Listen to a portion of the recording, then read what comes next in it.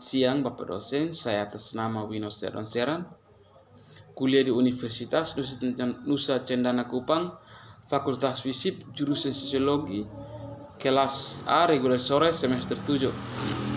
Baik, kesempatan ini saya akan mereview isi buku yang ke-16 dari mata kuliah kajian seminar masalah-masalah sosial, yaitu dengan tema memahami hubungan rasa dan etnis. Yang diedit oleh Vincent N. Parillo. Penelitian tentang kaum minoritas.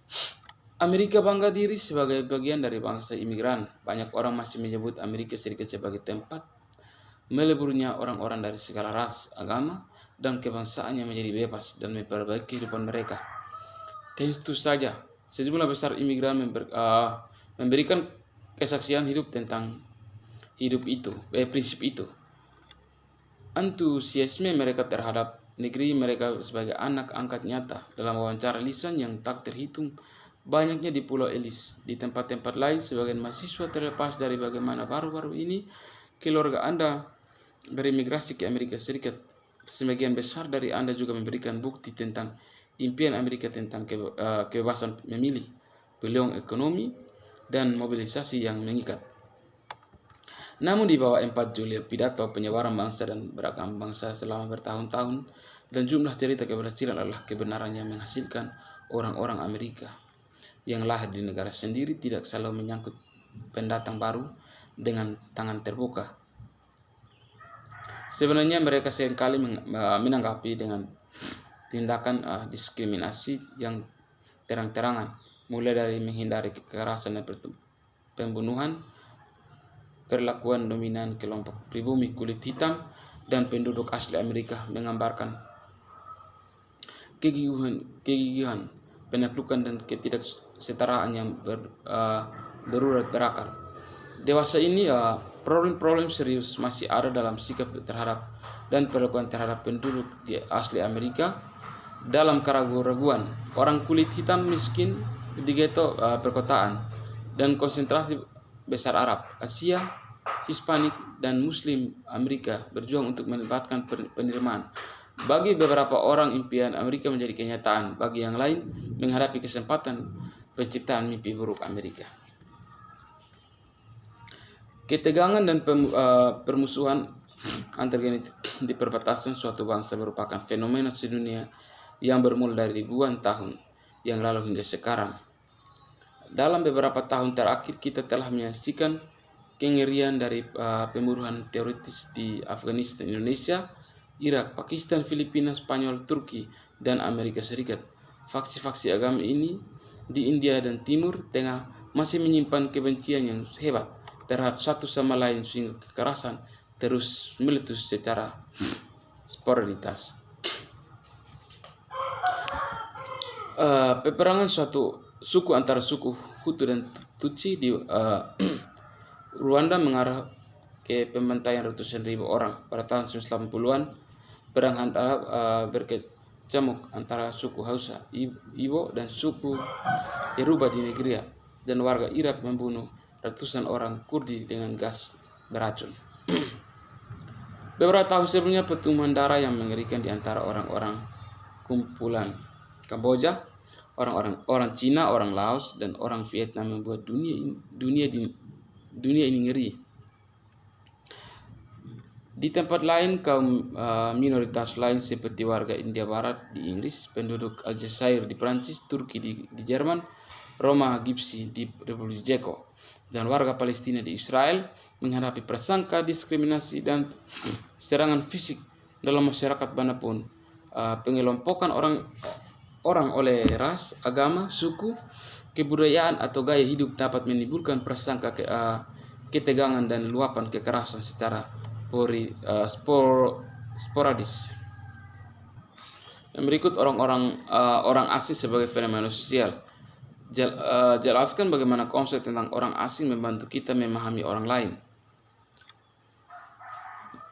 Untuk memahami hubungan antar kelompok, kita harus sadar bahwa perbedaan di antara berbagai bangsa menyebabkan setiap kelompok memandang kelompok lain Sebagai orang asing di antara bangsa-bangsa terpencil, kedatangan seseorang yang tidak dikenal selalu merupakan peristiwa penting, seringkali mengundang tanggapan emosi yang kuat.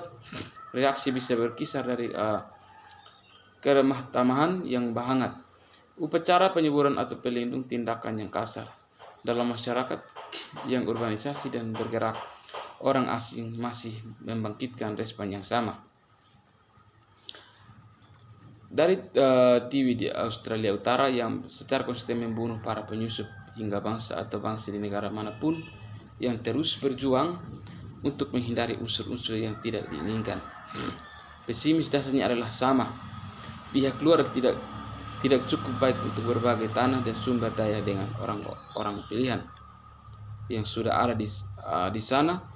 Kesamaan dan daya tarik setidaknya sejak Aristoteles berkomentar bahwa kami menyukai orang-orang seperti kami sendiri. Yaitu yang berikut, jarak sosial. Satu teknik yang sangat baik untuk mengevaluasi bagaimana persepsi kesamaan menarik pola interaksi lebih dekat terdiri dari jarak sosial peringkat. Tingkat pendekatan atau keterpencilan individu lebih suka dalam interaksi anggota kelompok lain. Pada tahun 1926, Emory Bogardus membuat alat ukur yang telah digunakan berulang kali sejak saat itu.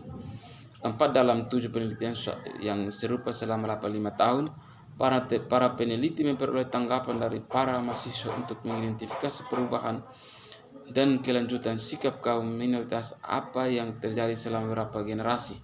Untuk mengukur tingkat penerimaan sosial, studi jarak sosial menawarkan responden 7 pilihan untuk setiap kelompok. Yaitu yang pertama, akan menerima untuk menikahi keluarga saya. Yang kedua, akan menerima sebagai teman pribadi dalam lingkaran sosial saya. Yaitu yang ketiga, akan menerima berbagai tetangga di jalan raya. Yang keempat, akan bekerja di kantor saya. Akan bekerja di kantor yang sama. Yang kelima, hanya akan memiliki teman bicara. Yang keenam, hanya akan memiliki sebagai pengunjung ke negara saya. Yang ketujuh, apakah memasuki negara saya. Sektor atas di tahun 2001 dan berada di atas kelompok etnis kulit putih pada tahun 2012. Perubahan signifikan lainnya adalah kebangkitan orang Italia di posisi kedua, mendahului orang Inggris, Kanada, dan Prancis yang sebelumnya dominan.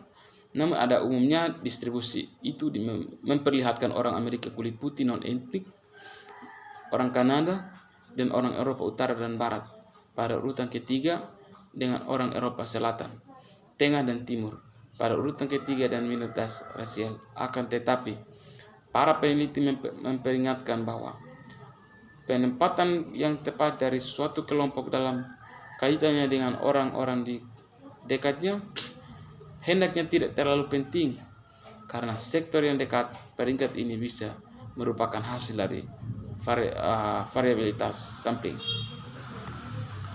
Akan tetapi, pergerakan orang Amerika Afrika yang lebih tinggi atas banyak kelompok etnik kulit putih khususnya patut diperhatikan. Pertama, diungkap bahwa tingkat penerimaan sosial yang kuat di Afrika dan karena mencerminkan kemudahan para siswa dalam interaksi sosial di kampus mereka yang semakin beragam, membuat tingkat penerimaan sosial yang kuat ini bahkan lebih mencolok adalah underrepresentasi dari orang kulit hitam di antara responden. Yang berikut membedakan perbedaan yang rumit antara kelompok ras dan etik. Ras adalah kategorisasi di mana orang berbagai karakteristik biologis yang terlihat menghargai diri mereka sendiri atau dianggap oleh orang lain sebagai kelompok tunggal. Atas dasar itu, sekilas tampaknya ras adalah cara yang mudah untuk berkelompok, tetapi sebenarnya tidak. Ketujuh miliar manusia yang menghuni planet ini memperlihatkan perbedaan fisik dalam tubuh, tekstur rambut, raut wajah, dan warna kulit. Variasi ini dipicu oleh migrasi, penaklukan kawin campur, dan adaptasi fisik evolusioner terhadap lingkungan hidup. Antropolog telah mencoba pengelompokan rasial mulai dari 3 sampai lebih dari 100. Beberapa orang seperti Ashley Montagu bahkan berpendapat bahwa hanya ada satu ras manusia, sama seperti para antropolog membayangkan orang memiliki penafsiran yang berbeda terhadap kelompok biologi. Dengan peneliti tafsiran sosial ini, para sosiolog berupaya menganalisis dan menjelaskan prasangka ras. Baik, mungkin ini bisa wakan. Sekian dan terima kasih.